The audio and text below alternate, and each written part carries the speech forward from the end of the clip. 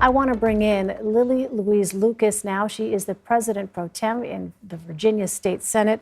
Welcome. Thank you so much for joining us. I'm sorry to be talking to you under these circumstances, but you do represent Chesapeake. And I wonder if you could just tell us a bit about the people and the community there.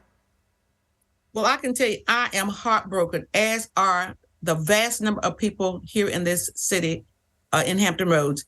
We have had so many mass shootings, and people are just beside themselves asking questions. What can be done to stem this violence? And I can say to you right now that all the thoughts and prayers in the world that these legislators are just passing down to these family members and friends.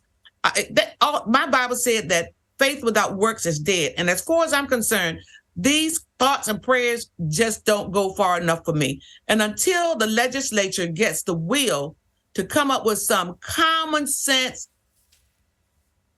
gun prevention measures, then they're just giving it lip service. And I just encourage my colleagues in the legislature here in Virginia, and I like to encourage people all across this nation to finally get a grip. How many other people have to die before we can come up with some common sense gun prevention measures that's going to stop all of these mass shootings? The problem is access to all of these firearms.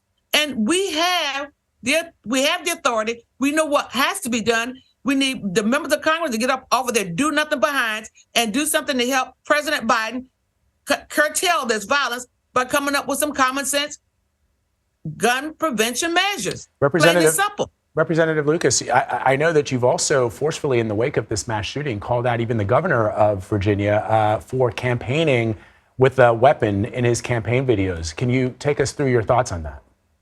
Yes, it was the lieutenant governor who had the long gun in her measure. Of course, she's a Marine, but I thought that was a bad signal because you have so many of these people who are so impressed with that kind of nonsense that you have these copycats out there.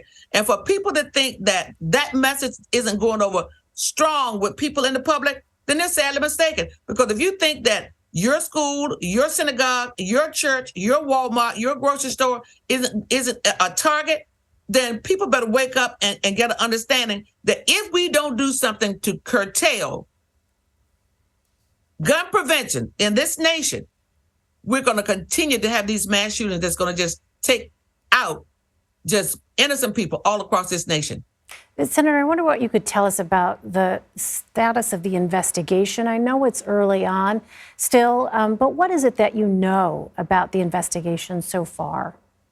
What we know at this point is that the gunman was an employee of Walmart, and I've gotten a call from the Walmart executive saying that they're doing everything they can to try to get to the bottom of this, to try to come up with some methods by which they can try to help curtail this kind of violence in the Walmart stores. But other than that, we're only having to rely on the information that we're getting from the investigation. And again, it's sketchy, but I can understand their need to continue the investigation before they put out a lot of other information. We still don't know the name of the shooter or the victims because they have not identified the next of kin. And so for right now, we're still in a holding pattern, waiting for additional information to come out of the investigation itself.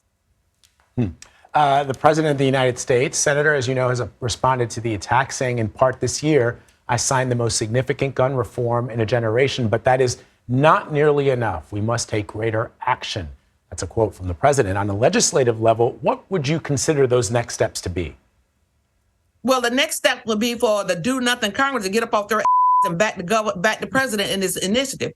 And I'm sorry, please forgive me. My emotions are I'm getting a little bit carried away here, but I feel very passionate about this. The members of Congress need to get up off of their behinds and do something to get behind these measures that the president is putting forth, because otherwise we're going to sit back and just continue to see these mass shootings all across this nation. And it makes no sense. And especially since we have within us the power to make a difference and just don't do it.